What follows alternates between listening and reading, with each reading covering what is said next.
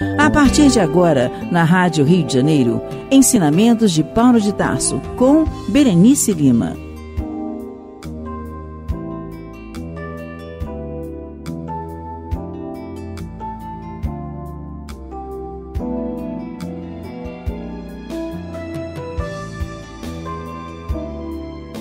Olá, amigos.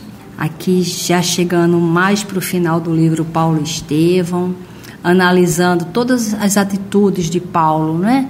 Desde quando ele era Saulo, aquele homem velho, embrutecido, orgulhoso, vaidoso, egoísta, com uma visão muito limitada, apenas uma visão material da vida, embora tivesse tanto conhecimento do mundo espiritual, né, dos estudos dele, da religião dele.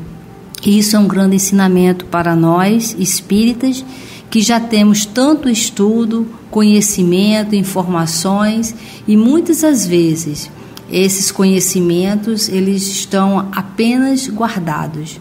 Nós não estamos executando na nossa vida, e assim a gente vai valorizando apenas as questões materiais, causando sofrimento, principalmente quando a gente desencarna, né?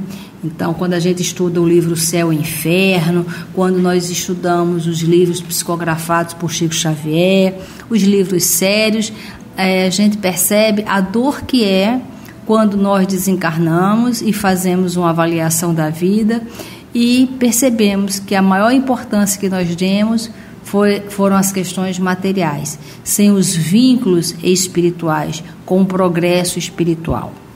Então, dando continuidade ao nosso estudo, o meu está na página 431, nesse momento assim crítico da vida do Paulo.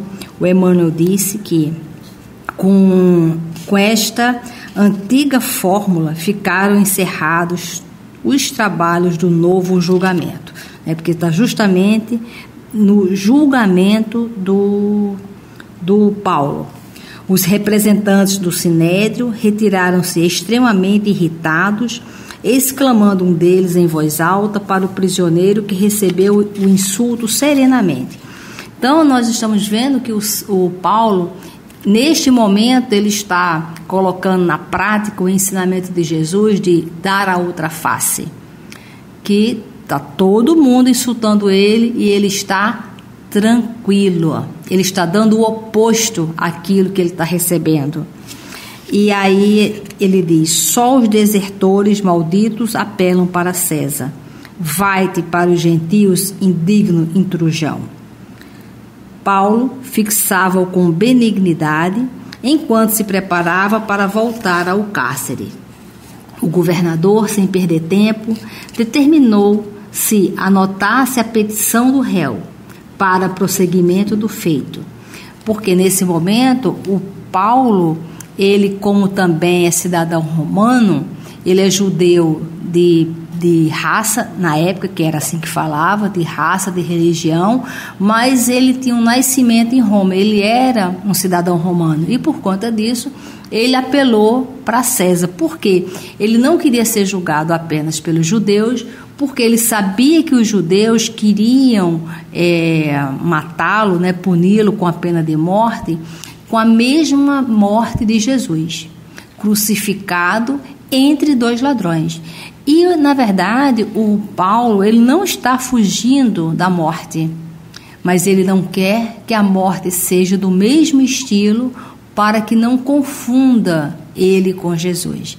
Então, ele está, nesse momento também, colocando em prática que ele não quer ser aquilo que ele não é.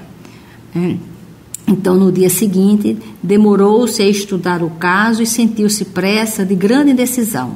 Não podia enviar o acusado à capital do império sem justificar os motivos da prisão, por tanto tempo, nos cárceres de Cesareia.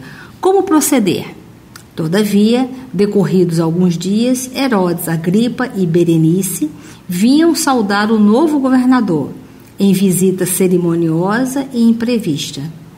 O preposto imperial não pôde dissimular as preocupações que o absorviam, e depois das solenidades protocolares, devidas a hóspedes tão ilustres, contou a Agripa a história de Paulo de Tarso, cuja personalidade empolgava os mais indiferentes. O rei palestinense, que conhecia a fama do ex-rabino, manifestou o desejo de observá-lo de perto, ao que Festo anuiu satisfeitíssimo, não somente pela possibilidade de proporcionar um prazer ao hóspede generoso, senão também por esperar das impressões do rei algo de útil para ilustrar o processo do apóstolo que lhe incumbia enviar para Roma. Porceu deu a esse ato um caráter festivo. Convidou as personalidades mais eminentes de Cesareia, reunindo luzida assembleia em torno do rei, no melhor e mais vasto auditório da corte provincial. Primeiramente, houve bailados e música. Em seguida, o convertido de Damasco, devidamente escoltado, foi apresentado pelo próprio governador em termos discretos, mas cordiais e sinceros. Herodes Agripa impressionou-se logo vivamente com a figura alquebrada e franzinda do apóstolo, cujos olhos serenos traduziam a energia inquebrantável da raça. Curioso por conhecê-lo melhor, mandou que se defendesse de viva voz. Paulo compreendeu a profunda significação daquele minuto e passou a historiar os transes da sua existência com grande erudição e sinceridade. O rei ouvia assombrado.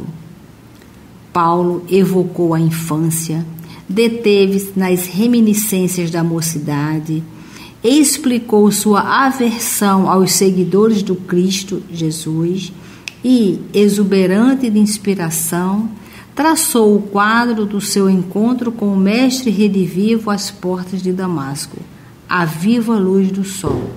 Em seguida, passou a enumerar os feitos da obra da gentilidade, as perseguições sofridas em toda parte por amor ao Evangelho, concluindo com veemência e que, sem embargo, suas pregações não contrariavam, antes corroboravam as profecias da lei antiga desde Moisés.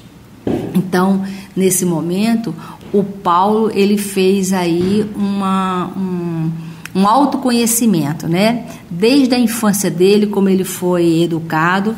Inclusive, ele fala de todas as perseguições que ele fez aos cristãos. E depois, o encontro dele com Jesus, que fez a reforma íntima.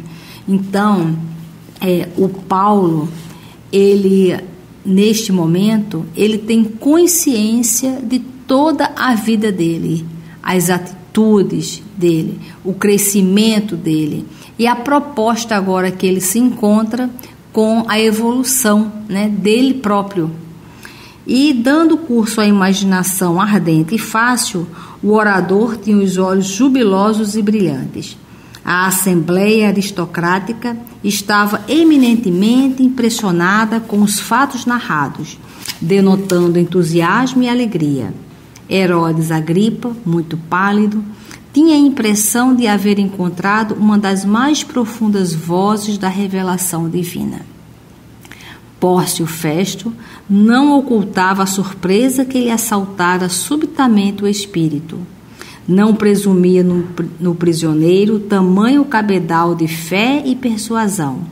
Ouvindo o apóstolo descrever as cenas mais belas do seu apostolado, com os olhos repletos de alegria e de luz, transmitindo ao auditório atento e comovido ideias imprevistas e singulares, o governador considerou que se trataria de um louco sublime e disse-lhe em voz alta, na intercorrência de uma pausa mais prolongada: Paulo, és um desvairado, as muitas letras fazem-te delirar.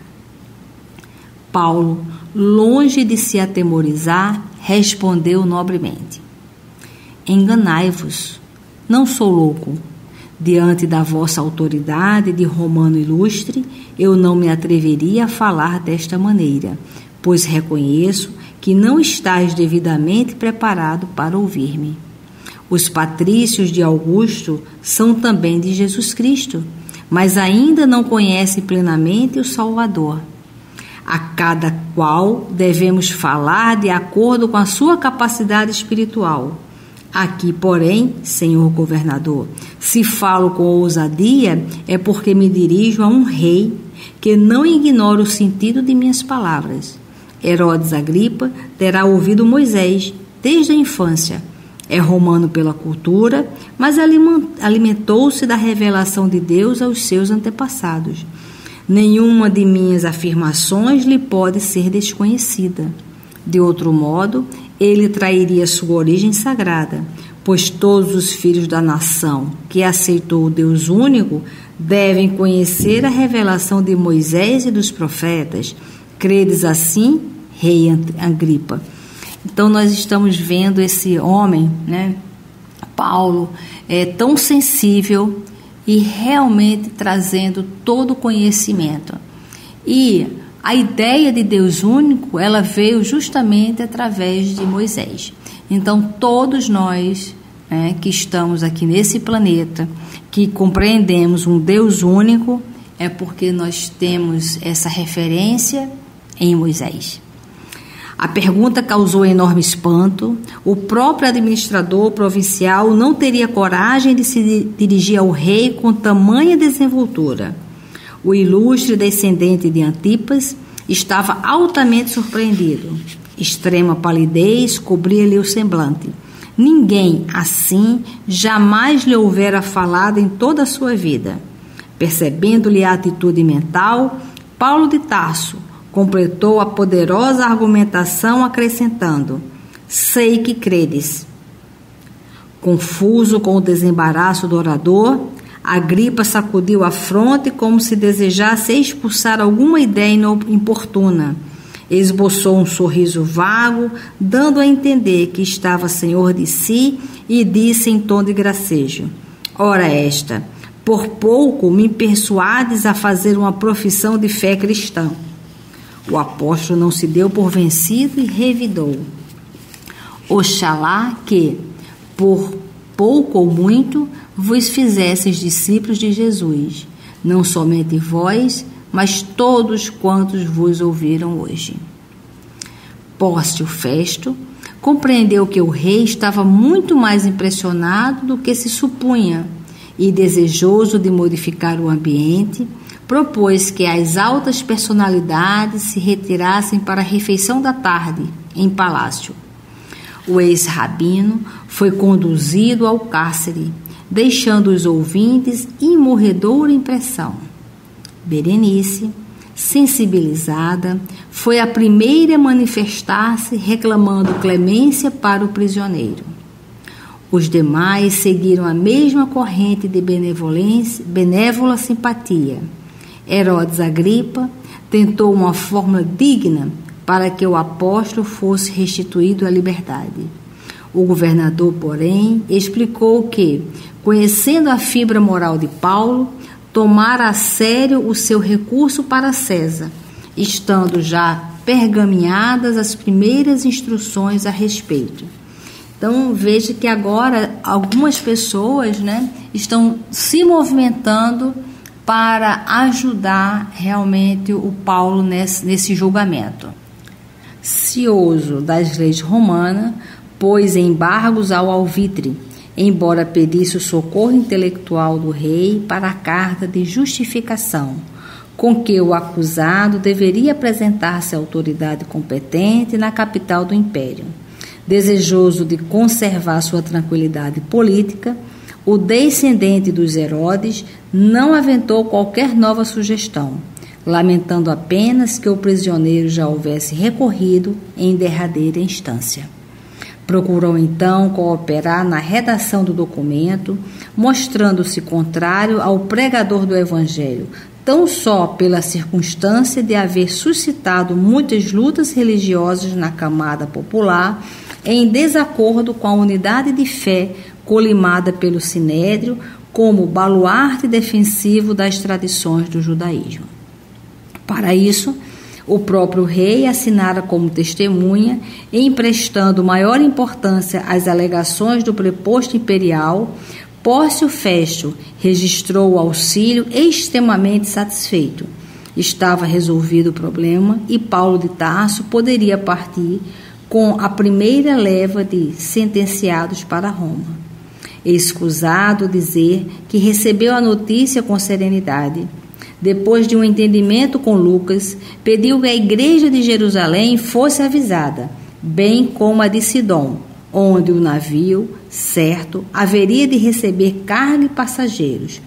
Todos os amigos de Cesareia foram mobilizados no serviço das comovedoras mensagens que o ex-rabino dirigiu às amadas igrejas, menos Timóteo, Lucas e Aristarco, que se propunham acompanhá-lo à capital do império.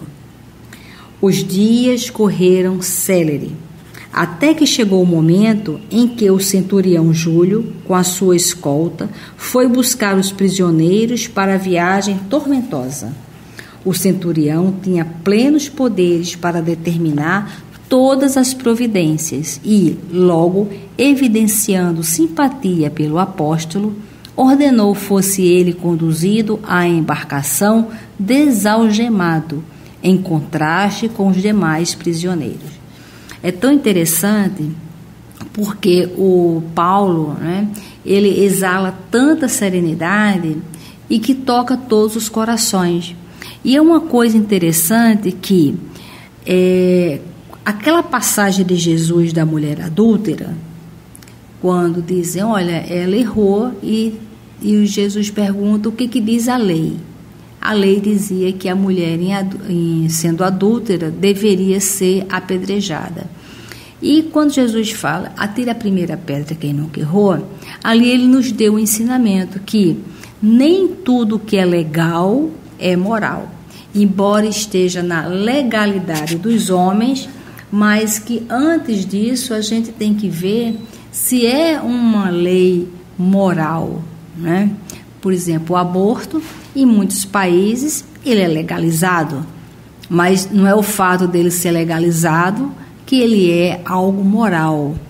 Então, mesmo Paulo aqui sendo condenado, que realmente ele vai tá um problema sério aqui essa condenação dele, as almas envolvidas, as pessoas envolvidas, elas percebem que, embora ele esteja sendo punido numa legalidade da lei, é uma imoralidade, no sentido moral mesmo, condenar um homem como ele. Então, você veja que várias pessoas, elas se recusam a conduzir o Paulo como realmente um criminoso, Então, o Paulo, apoiado ao braço de Lucas, reviu placidamente a tela clara e barulhenta das ruas, afagando a esperança de uma vida mais alta, em que os homens pudessem gozar fraternidade em nome do Senhor Jesus. Seu coração mergulhava em doces reflexões e preces ardentes, quando foi surpreendido com a compacta multidão que se premia e agitava na extensa praça à beira-mar. Filas de velhos, de jovens e crianças aglomeram-se junto dele, a poucos metros da praia. À frente, Tiago, alquebrado e velhinho, vindo de Jerusalém com grande sacrifício, por trazer-lhe o ósculo fraternal. O ardente defensor da gentilidade não conseguiu dominar as emoções. Bandos de crianças atiram-lhe flores. O filho de Alfeu, reconhecendo a nobreza daquele espírito heróico, tomou-lhe a mão e beijou-lhe. Ali estavam com todos os cristãos de Jerusalém, em condições de fazer a viagem. Ali estavam confrades de Jope, de Lida, de Antipátride, de todos os quadrantes provinciais.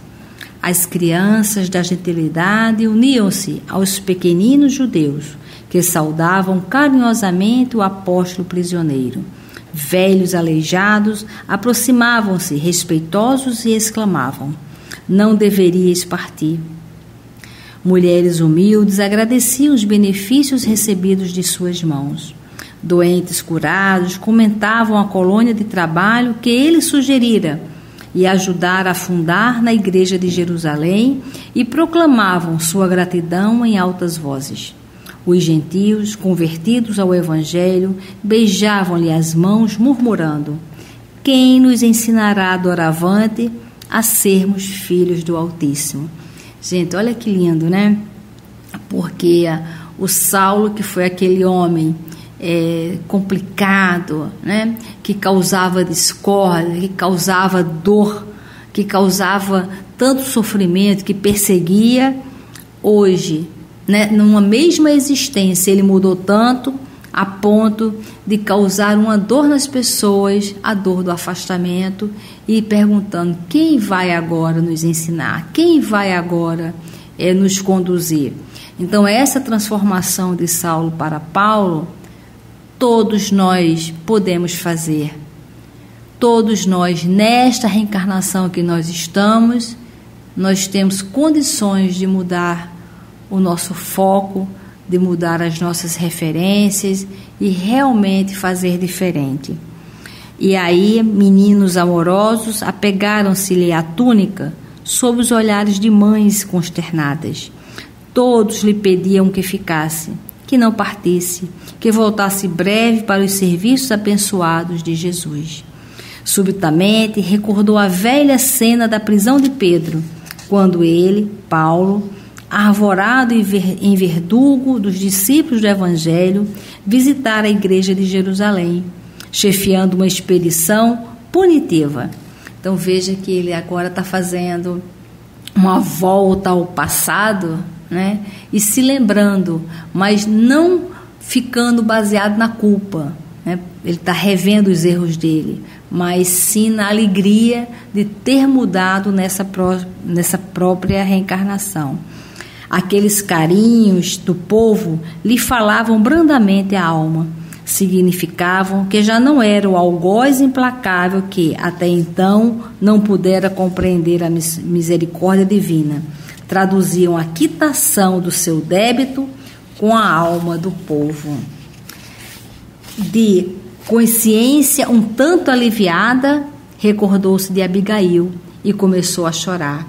Sentia-se ali como no seio dos filhos do Calvário, que abraçavam reconhecidos.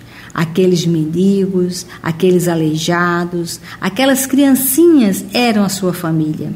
Naquele inesquecível minuto da sua vida, sentia-se plenamente identificado no ritmo da harmonia universal. Brisas suaves de mundos diferentes balsamizavam-lhe a alma, como se houvesse atingido uma região divina, depois de vencer grande batalha. Pela primeira vez, alguns pequeninos chamaram-lhe pai. Inclinou-se com mais ternura para as criancinhas que os rodeavam. Interpretava todos os episódios daquela hora inesquecível, como uma bênção de Jesus que o ligava a todos os seres.